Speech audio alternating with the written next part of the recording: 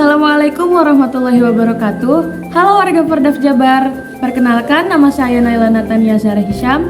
Pada bulan puasa kali ini, saya akan sedikit menjabarkan tentang isu-isu yang banyak terjadi pada Gen Z atau generasi Z. Generasi Z atau yang biasa disebut dengan Gen Z merupakan generasi yang kini tengah memimpin populasi dengan sebagian besar diantaranya sudah beranjak dewasa.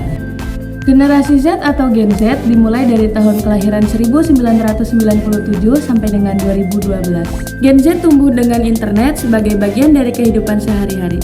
Akibat mudahnya Gen Z dalam akses internet, banyak dari mereka yang menggunakan internet sebagai sumber untuk mencari berbagai hal yang generasi sebelumnya tidak temui. Maka dari itu, pada video kali ini, saya akan sedikit menjabarkan tentang bullying dan bahayanya berlebihan dalam bermain gadget.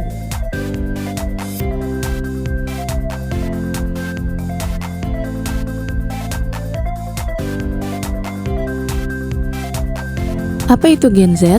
Generasi Z atau yang biasa disebut dengan Gen Z merupakan generasi yang kini tengah memimpin populasi dengan sebagian besar diantaranya sudah menginjak umur dewasa. Adapun klasifikasi rentang tahun kelahiran Gen Z atau generasi Z yang digunakan di Indonesia berawal dari tahun 1997 hingga 2012. Sebagai generasi sosial pertama yang tumbuh dengan akses internet dan teknologi digital portable sejak usia muda, Gen Z meskipun belum melek digital telah dijuluki digital natives, atau orang-orang yang tumbuh bersamaan dengan reformasi digital. Berlanjut pada materi yang pertama, saya akan sedikit menjelaskan tentang apa itu bullying. Bullying adalah perilaku agresif yang berulang, disengaja, dan memiliki tujuan untuk menyakiti, merendahkan, atau mendominasi orang lain secara emosional, fisik, ataupun mental. Tindakan bullying bisa terjadi dalam berbagai konteks seperti di sekolah, tempat kerja, lingkungan online atau cyberbullying, atau di tempat umum. Bentuk bullying ada banyak loh teman-teman. Yang pertama ada perundungan fisik. Perundungan fisik adalah salah satu jenis bullying yang bisa terlihat dengan jelas dan dirasakan langsung oleh korban. Biasanya, pelaku dari perundungan fisik selalu merasa dirinya lebih kuat, lebih besar, dan lebih agresif daripada korbannya. Selanjutnya, yang kedua ada perundungan verbal. Pelaku perundungan verbal biasanya menggunakan kata-kata, pernyataan, atau pemanggilan nama yang tidak sesuai untuk melakukan tindakan bullying pada korban. Biasanya, pelaku juga melakukan penindasan verbal dengan merendahkan, meremehkan, dan menyakiti korban dengan kata-kata yang kurang mengenakan. Selanjutnya yang nomor 3 ada cyberbullying. Penggunaan internet, smartphone, atau teknologi lainnya harus berhati-hati terhadap cyberbullying yang bisa terjadi kapan saja. Cyberbullying adalah perundungan yang terjadi melalui teknologi untuk melecehkan, mengancam, hingga memperlakukan korban dengan upaya penindasan. Cyberbullying ini termasuk bentuk-bentuk bullying yang terjadi pada media sosial secara online. Yang nomor 4 ada pelecehan seksual. Pelecehan seksual adalah tindakan penindasan yang berulang dan merugikan seseorang secara seksual. Tentunya korban pelecehan seksual memerlukan perlindungan dan bantuan yang tepat dari pelaku apapun alasannya. Yang kelima atau yang terakhir yaitu perundungan emosional. Perundungan emosional terjadi ketika pelaku mendapatkan apa yang mereka inginkan dengan cara membuat korban merasa marah, takut, cemas, hingga tidak nyaman. Selanjutnya, kita akan masuk kepada contoh tindak bullying. Yang pertama ada perundungan fisik. Beberapa contoh perundungan fisik bisa seperti memukul, menendang, mendorong, menampar, hingga serangan fisik lainnya. 2. Perundungan verbal. Tatapan sinis dan perilaku yang tidak baik ditujukan pada korban juga bisa menjadi contoh perundungan verbal yang perlu dihindari. Karena bullying jenis ini terkadang cukup sulit untuk diidentifikasi loh, sehingga banyak orang yang mengabaikan perundungan jenis ini. Yang ketiga ada cyberbullying. Contoh perundungan cyberbullying yaitu dengan mengirimkan gambar yang menyakitkan perasaan korbannya, membuat ancaman secara online, mengirimkan email atau teks dengan upaya merendahkan atau meremehkan. Yang keempat, pelecehan seksual. Ada berbagai tindakan yang termasuk ke dalam pelecehan seksual. Contohnya seperti pemanggilan nama yang bersifat seksual, komentar kasar, gerak tubuh yang vulgar, sentuhan yang tidak mendapatkan persetujuan, dan materi pornografi. Kelima, perundungan emosional. Perundungan emosional contohnya seperti mengejek, menggoda, meremehkan, berbohong, hingga mempermalukan seseorang di depan banyak orang. Selanjutnya adalah dampak bullying. Dampak bullying dapat merusak emosional dan kesehatan mental. Para korban bullying bisa saja mengalami kecemasan, depresi, stres, kehilangan percaya diri, bahkan memiliki pemikiran untuk mengakhiri hidupnya. Selanjutnya, dampak bullying bisa berpengaruh pada performa akademik yang menurun. Korban bullying dapat mengalami kesulitan dalam berkonsentrasi dan belajar. Yang terakhir ada gangguan hubungan dan sosial. Bullying dapat merusak hubungan sosial korban karena mereka mungkin akan merasa kesulitan untuk mempercayai orang lain lagi. Selanjutnya adalah faktor-faktor bullying.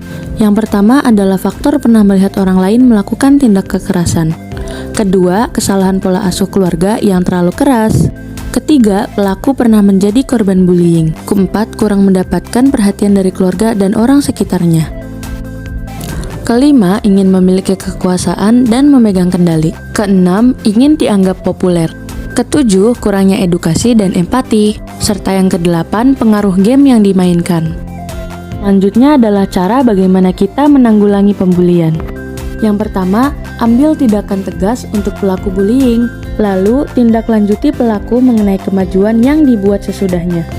Jangan pernah menganggap sepele pengaduan tentang bullying. Yakinkan korban bahwa tindakan yang ia dapatkan bukan salahnya.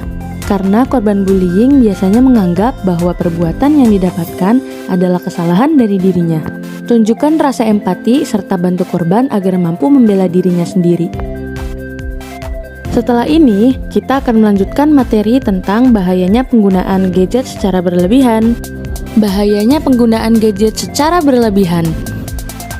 Saat ini zaman sudah semakin canggih loh teman-teman. Kehadiran gadget dan teknologi telah menjadi kebutuhan utama, tidak hanya sebagai alat penunjang seperti komunikasi saja, tetapi juga membantu berjalannya aktivitas lain. Sayangnya, kehadiran dari teknologi yang satu ini tidak hanya memberikan dampak positif, tapi banyak juga dampak negatif yang dialami oleh beberapa pengguna, terutama dalam masalah psikologis. Dari itu, pada kali ini, saya akan menjelaskan faktor dan cara pencegahannya. Faktor-faktor penyebab kecanduan gadget ada banyak loh teman-teman. Ada dari sosial media, lingkungan sekitar, dan juga game online. Dampak negatif dari penggunaan gadget secara berlebihan adalah anak dapat menjadi pribadi yang tertutup, suka menyendiri, emosional, egois, berkurangnya kreativitas, dan ancaman cyberbullying. Kurangnya interaksi dengan teman sekitar, penurunan nilai akademik, berkurangnya dengan waktu keluarga, juga menurunnya fungsi motorik juga salah satu dampak negatif.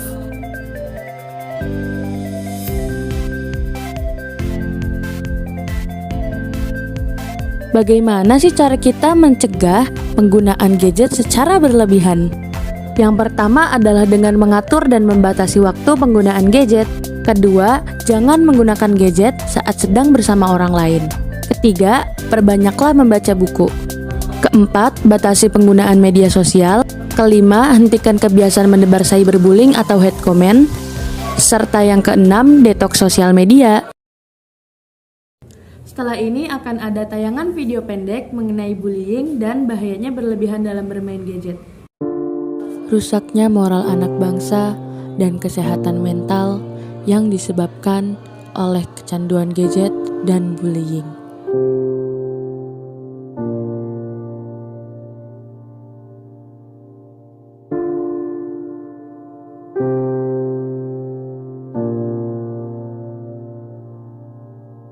Ini bukanlah hal yang dapat dianggap remeh.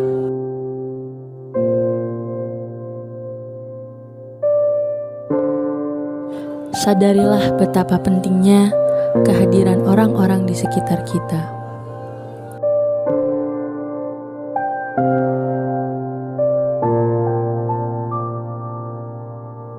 Jangan pernah merasa sendiri, bukalah mata dan lihatlah sekitar, banyak orang yang peduli dan sayang kepadamu. Ceritakan masalahmu, bangun pertemanan yang baik, serta hiduplah dengan bahagia.